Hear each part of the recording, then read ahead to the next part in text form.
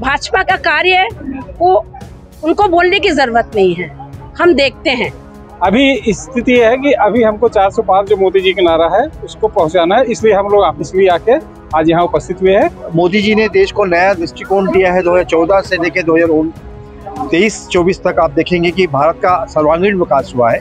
कि बीजेपी सरकार के अंतर्गत जितना भी कार्य हुआ है वो 70 सालों में नहीं हुआ। ये मन में भावना लेकर आए कि देश हित में, राष्ट्र हित में हमें भी एक भागीदार बनना है।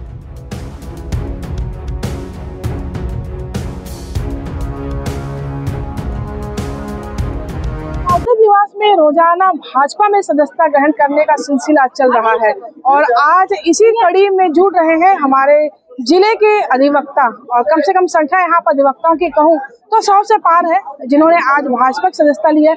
बहुत सीनियर अधिवक्ता है जो आज इस लोकसभा चुनाव के प्रत्याशी रहे विजय बघेल जी के साथ देने के लिए यहाँ पहुंचे हुए हैं।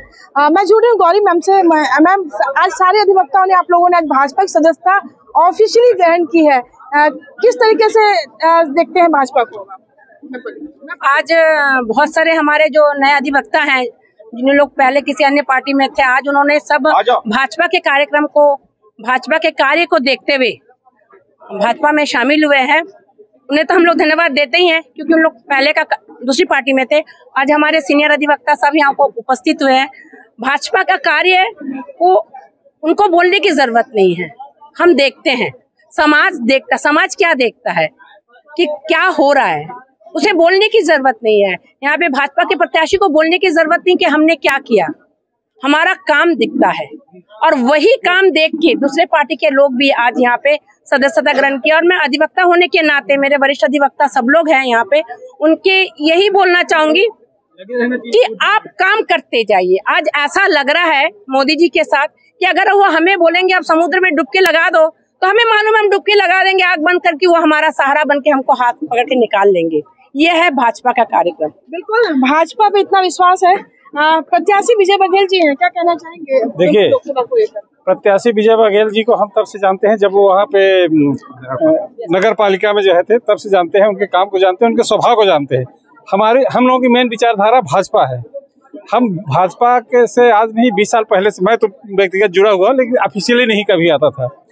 अभी स्थिति है कि अभी हमको 400 पार जो मोदी जी का नारा है उसको पहुंचाना है, इसलिए हम लोग ऑफिशियली आके आज यहाँ उपस्थित हुए हैं। और हम सभी विचारधारा वाले हैं, भाजपा की विचारधारा वाले हैं, और हम जानते हैं कि इस देश को कोई आगे ले जा सकता है तो केवल मोदी जी ले जा सकते हैं, इसलिए हम लोग उनके साथ जुड़े हैं। पार्टी के काम कर रहे हैं तो अब जब नए अधिवक्ता साथी और भी जुड़ रहे हैं आपके साथ में, तो किस तरीके से अब आप लोग लोकसभा चुनाव के लिए काम करेंगे?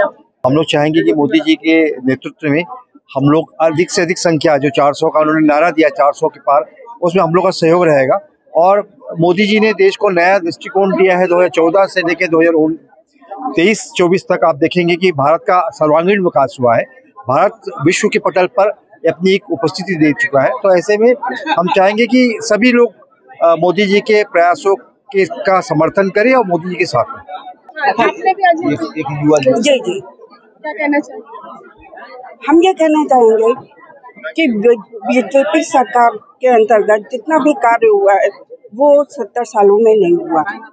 और इन वर्षों में मोदी जी के नेतृत्व में सबसे अधिक कार्य हुआ है, देश का विकास हुआ है। हमारे देश के जो महान पुरुषों ने जो भारत के स्वराज्य की स्थापना की थी, वो आज हम लोगों को दिखाई दे रहा है।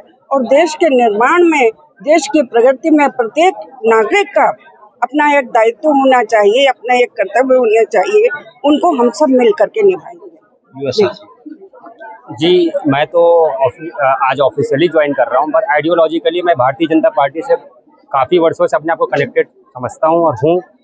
और ये भारतीय जनता पार्टी की आइडियोलॉजी ऐसी है कि सेल्फलेसनेस के भावना से काम करना रहता है और कंट्री की, नेशन के डेवलपमेंट पे फोकस करना है। और एक आइडियोलॉजी है जो हमको इस आइडियोलॉजी से जोड़ के रखा हुआ है। इस वजह से हम यहाँ ऑफिशियली कुछ महिला अधिवक्ता और भी भाषा जुड़ रही है, क्या कहना चाहेंगे? आज ज्वाइन किया है? जी हाँ, मैं आज ज्वाइन करी हूँ और मैं बहुत खुश हूँ कि मैं बीजेपी ज्वाइन करके, और बीजेपी के जो कार्य चल रहे हैं उनसे मैं बहुत प्रभावित होकर मैं इनमें शामिल हुई हूँ। आगे भी सब मिल के हम लोग बीजेपी में कार्य करेंगे आगे। Thank you. जिस तरीके से आप देख रहे हैं कि यहाँ पर अधिवक्ता जो अपने आप में एक जनप्रतिनिधि से कम नहीं बखत सकते हैं, क्योंकि वो दिन भर उन पब्लिक से जुड़ते हैं जो कहीं ना कहीं न्याय के लिए भटकती होती है। तो ऐसे में अगर इतनी संख्या में अधिवक्ता जुड़ रहे हैं तो कहीं ना कहीं पार्टी को उसका फायदा जरूर होगा। फिर एक बार भाजपा में कुनबा बढ़ा है और आज जो सदस्य शामिल हुए उसमें अधिवक्ता है। अभी अधिवक्ताओं के आने के बाद भाजपा कितनी मजबूत है?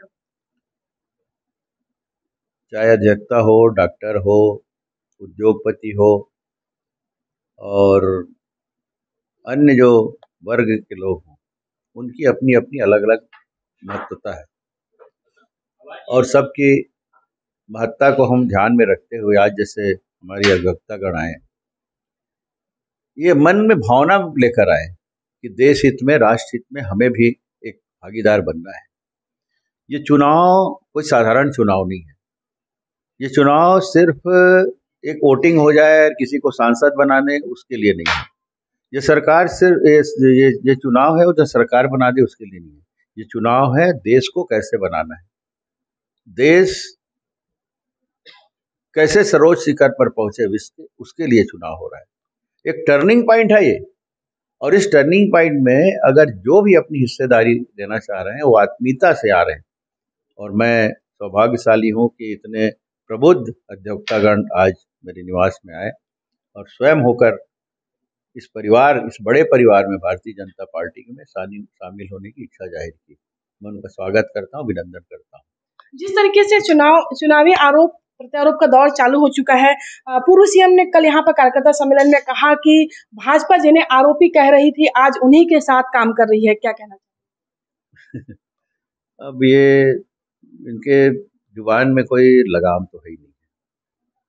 ये बोलते कुछ हैं, सोचते कुछ हैं, करते क्या है समझ नहीं आता। इनकी भी ऐसा लगता है मुझे राहुल गांधी जो है ना वो उनका भूत सवार इसको हो गया है।